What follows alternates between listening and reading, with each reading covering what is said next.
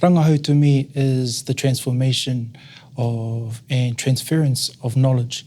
I see the word puna ki te puna, which talks about transferring information from your tūpuna to the mokopuna.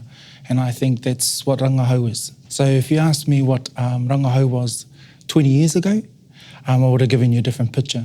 Now I have 4 children. I have triplet sons who are 19 and a daughter who is 15. And so my understanding of Rangahau was different when I was a young man. Now that I'm a father, I see Rangahau as being a responsibility. I see it as the opportunity to ensure that what Rangahau was passed on to me, and we can see Rangahau as being research or basically mātauranga. So once someone gives that to me, it's my responsibility to pass it as pure as possible onto my tamariki.